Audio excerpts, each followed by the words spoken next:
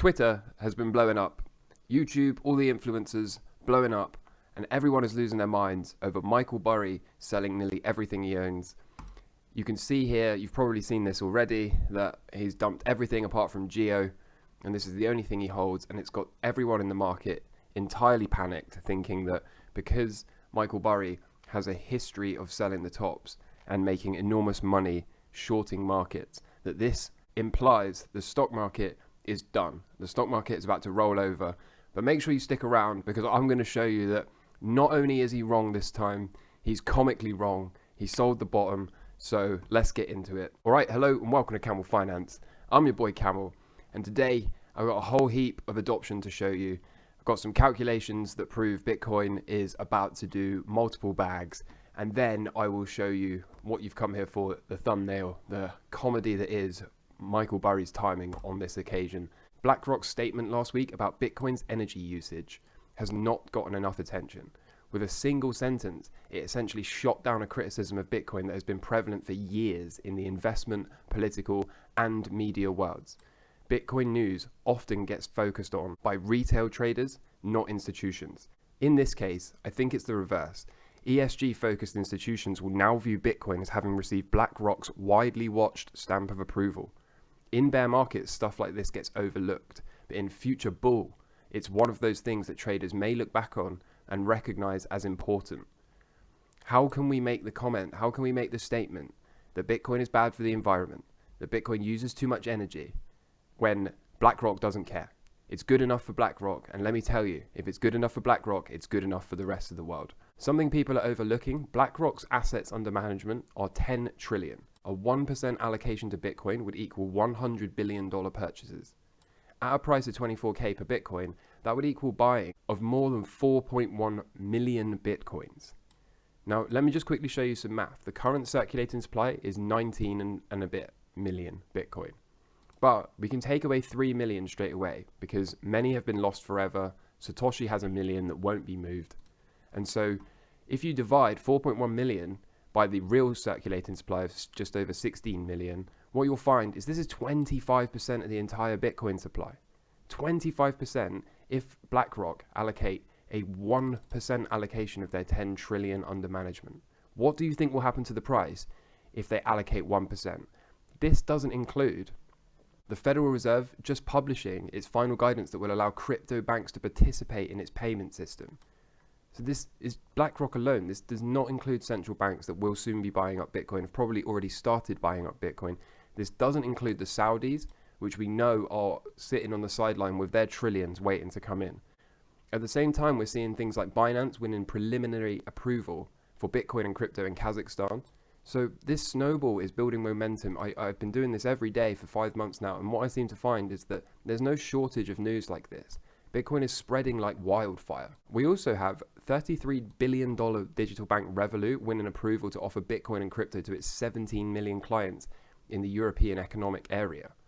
And a funny little story about Revolut: when I first got into Bitcoin, one of the most efficient ways, one of the most cost-effective ways to buy Bitcoin in the UK was to send money to Revolut in pounds, then convert those pounds into euros, then perform a SEPA transfer to get the euros onto an exchange, usually that was registered in somewhere like Estonia.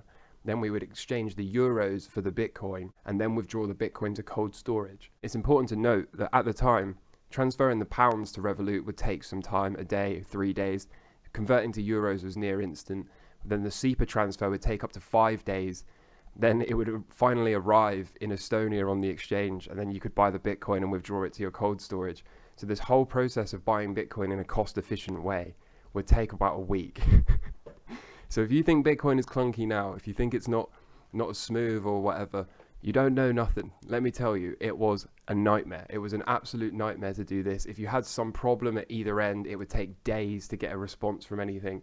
It was a real nightmare. So we have come on leaps and bounds. And whenever I see Revolut, I think, oh, I don't use this app at all anymore. I haven't used it for years. But one thing I think is funny is whenever I see it, I remember me and my friend who got me into Bitcoin all those years ago, always losing our minds and our tempers at this clunky process of having to convert your pounds into euros and SEPA transfer them across to some strange place in order to acquire Bitcoin. So believe me, This space has improved massively in a very short period of time. Coinbase, of course, having just partnered with Blackrock and letting everybody know that Lightning on top of Bitcoin can make it a true global reserve currency. Now, if Bitcoin was ever going to be a true global reserve currency, a lot of people laugh and snort at the idea that Bitcoin could be a global reserve currency. Do I think it will be the global reserve currency? In my opinion, no. I think it might form part of a basket of multiple reserve currencies in this new system, but that's a conversation for another day. One thing I do know, though, is there's no shot that BlackRock weren't going to be involved, that the central banks weren't going to be involved in a true global reserve currency, even if it is a basket containing a bunch of different reserve currencies. But for Coinbase to be partnering with BlackRock, the people that run the world, right, the financial giants that own almost everything, and if you don't know how much they own, just do about 25 minutes of Googling, and you'll soon find out just how giant BlackRock is. But with them partnering with Coinbase, with the central banks getting involved, the Saudis sat on the sideline, and Coinbase now telling us that Lightning on top of Bitcoin could make it a true global reserve currency, I think many people are underestimating how bullish this space is starting to get. Argentina's capital, Buenos Aires, has said it's going to run Ethereum nodes in 2023. So we're seeing adoption for Ethereum at the same time. This space is getting increasingly bullish. Quick bit of reset news. I covered in yesterday's video, crickets are starting to be shilled on the mainstream media as an alternative to beef. And I saw these cheddar cheese puffs, which are apparently sustainable, and they contain organic cricket flour. I'm laughing, but it's a laugh of pain. This stuff really annoys me. People who are allergic to shellfish may also be allergic to crickets. If you want to eat crickets, that's for you. That's absolutely fine.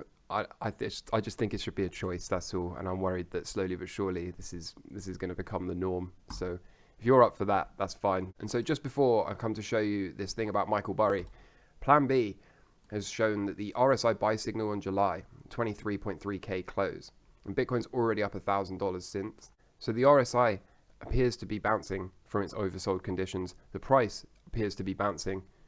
And this trading rule of a top is significantly above 100k from where we are now.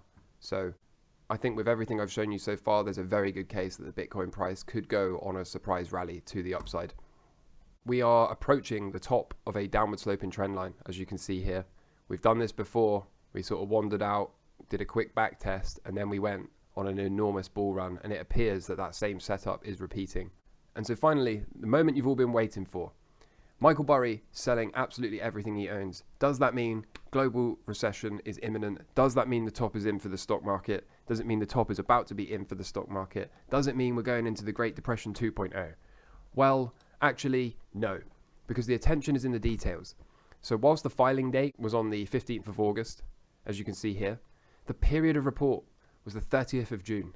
Let me say that again. The period of report was the 30th of June. So if we go here, I've got the asset management file. This is the Q2 2022 13F holdings. Date filed, 15th of the 8th. Holdings as of 6:30, the 30th of June. Only GAO group. That's it. What does that look like on the chart? Well, here it is. As you can see, the 30th of June, denoted in green. Was that a good time to sell? No. Is this reason to be expecting further downside? No. Is this basically non-news? I think so. He's been lightening his position, granted, since the quarter before, and probably will continue to lighten up. Maybe he's been flipping to buying of late. Who knows? We'll have to wait for the next quarter's reporting for that. But one thing we do know is this is not something to be worried about. Okay, this is not something to be worried about. Whilst he has been a very tenacious and high-level short seller, on this occasion, it's not something to worry about, as you can see by the period of report, as you can see by the holdings. So I encourage you to go and pay attention to the details, rather than just to look at an image like this and start panicking. We always need context. This could have been from 5 years ago, right? This could have been from 5 years ago. However, the Dow Jones is, as you can see, into major resistance right now. So is the S&P. We are right into major resistance. We could potentially even lower this down a bit like this.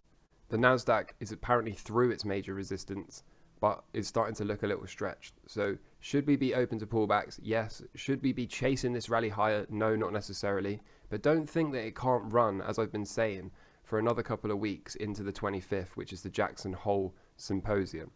It absolutely could catch everyone offside and continue to rally before it gets a true technical breakdown. This is why you need a mechanical exit system.